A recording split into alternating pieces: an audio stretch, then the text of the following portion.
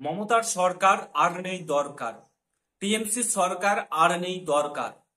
মাননীয় মুখ্যমন্ত্রী তথা পুলিশ মন্ত্রী আর কত নিচে নামবেন? নিজের পার্টির ছেলেদের পুলিশে ঢোকানোর জন্য আর কত চেষ্টা করবেন? দুর্নীতি ভাবে আর কত চেষ্টা করে তাদেরকে ঢুকাবেন? নমস্কার বন্ধুরা, তোমাদের প্রত্যেককে ওয়েলকাম জানাই আরো একটি নতুন ভিডিওতে। তো বন্ধুরা, গতকাল ছিল বুধবার এবং বুধবার মাননীয় মুখ্যমন্ত্রী মন্ত্রিসভাতে একটা বৈঠক ডেকেছিলেন এবং বৈঠকে একটা বড় সড় তিনি সিদ্ধান্ত নিয়েছেন এবং খুব বড় একটা সিদ্ধান্ত নিয়েছেন। সেটা হচ্ছে নতুন করে আবার সিভিক ভলেন্টিয়ার নিয়োগ করা হবে। হ্যাঁ, তোমরা ঠিকই শুনেছো, নতুন করে আবার সিভিক ভলেন্টিয়ার নিয়োগ করতে চলেছে রাজ্য সরকার। তোমরা প্রত্যেকে জানো যে দীঘায় জগন্নাথ মন্দির তৈরি করেছেন মাননীয় মুখ্যমন্ত্রী, ঠিক আছে, এবং সেখানে ভিড় যানবাহন নিয়ন্ত্রণের জন্য সেখানে তিনি সিভিক ভলেন্টিয়ার মোতায়েন করতে চায় এবং সিভিক ভলেন্টিয়ার সেখানে রাখতে চায়। সেখানে কোনো পুলিশ কর্মী রাখতে চায় না, সেখানে কোনো পুলিশ প্রশাসন থাকতে চায় না, শুধু সিভিক ভলেন্টিয়ার থাকলেই হবে, ঠিক আছে। তারপরে যখন কোনো ঘটনা ঘটে যাবে, সাধারণ মানুষের ক্ষতি হবে, তখন ঠিক আছে, কোনো ব্যাপার না। আজকে সেখানে সিভিক ভলেন্টিয়ার রাখতে হবে। মানে সিভিক ভলেন্টিয়ারদেরকে কেন রাখতে হবে, সিভিক ভলেন্টিয়ারদের নিয়োগ কেন করতে হবে? কারণ তারা পার্টির ছেলে, কোন রকম ভাবে তাদেরকে কাজ দিতে হবে। পুলিশের নিয়োগ করতে হবে না। গত 1.5 বছর, 1.5 বছর বললে ভুল হবে, গত 5 বছর ধরে পুলিশে কোনো ঠিকঠাক ভাবে নিয়োগ নেই। 1.5 বছর ধরে তো একদমই নিয়োগ বন্ধ হয়ে গেছে। 5 বছর ধরে পুলিশে কোনো নিয়োগ নেই। বর্তমান অবস্থা এতটাই পুলিশের খারাপ, গোটা ভারতবর্ষের মধ্যে একদম শেষতম স্থানে রয়েছে আমাদের পশ্চিমবঙ্গের পুলিশ। মুর্শিদাবাদের ঘটনার কথা আশা করছি তোমরা প্রত্যেকে মনে থাকবে।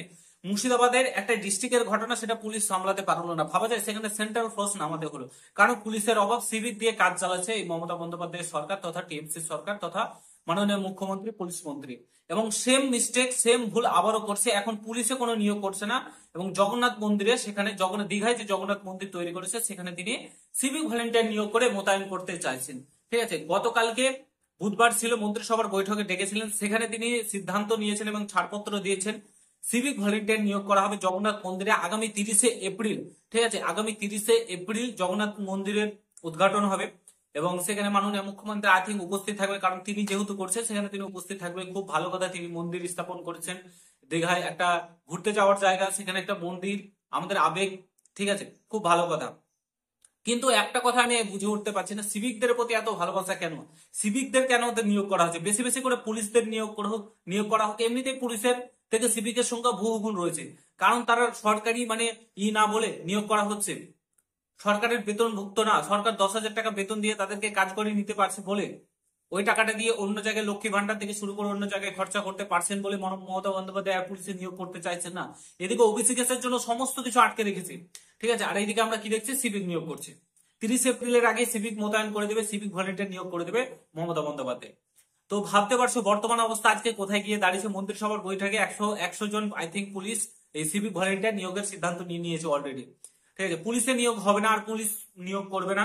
পুলিশের সমস্ত কিছু নিয়োগ বন্ধ, এখন শুধু সিভিক ভলেন্টিয়ার নিয়োগ হবে, যাতে তিনি ভোটটা পান তাদের, এবং ছাক্কা ভোটটা পান। সে কারণে তিনি কিন্তু সিভিক ভলেন্টিয়ার নিয়োগ করবে। পুলিশে নিয়োগ করলে তো পুলিশের কে ভোট দেবে না দেবে সেটা তো তার হাতে নেই। তার জন্য তিনি কি করছেন, সিভিক ভলেন্টিয়ারদের নিয়োগ করছে, কারণ সেটা পুরোপুরি তার হাতে। এবং সেটাতে চাকরি দেওয়া মানে আমরা প্রত্যেকে জানি সিভিক ভলেন্টিয়ারদের নিয়োগ কিভাবে হয় এবং কিভাবে সিভিক ভলেন্টিয়ারদের নিয়োগ হয়েছে এবং কি কি কাজ করে। বর্তমানে ঘুষ থেকে শুরু করে সমস্ত কিছু সিভিক ভলেন্টিয়াররা নিয়ে থাকে, সরকারের হয়ে কাজ করে, ঠিক আছে। সরকার বলতে নেতাদের ধরে কাজ করে, নেতাদের হাত ধরে কাজ করে, কারণ নেতাদের হাত ধরে তারা চাকরিটা পেয়েছে।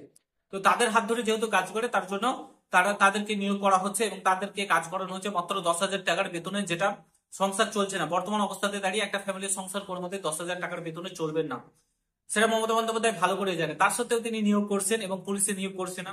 এভাবে আর কতদিন চলবে? দুর্নীতিগ্রস্ত ভাবে কিভাবে সিভিক ভলেন্টিয়ারদের নিয়োগ করছে আশা করি তোমরা বুঝতে পারছো। এবার সিভিক ভলেন্টিয়ারদের প্রতি বিরোধী দলনেতা থেকে শুরু করে, তারপরে তোমার কোর্ট থেকে শুরু করে, জাজেস থেকে শুরু করে অ্যাকশন নেওয়া উচিত। এর বিরুদ্ধে রুখে দাঁড়ানো উচিত। পুলিশ বাদ দিয়ে কেন সিভিক ভলেন্টিয়ার নিয়োগ করা হবে, এর বিরুদ্ধে প্রতিবাদী হওয়া উচিত। এবং প্রত্যেকটা চাকরি প্রার্থীকে বলবো, যারা পুলিশের চাকরি প্রার্থী থেকে শুরু করে বিভিন্ন চাকরি প্রার্থী রয়েছে, তোমরা এখন রুখে দাঁড়াও, না হলে কিন্তু কঠিন খারাপ দিন আসতে চলেছে তোমাদের জন্য, ঠিক আছে।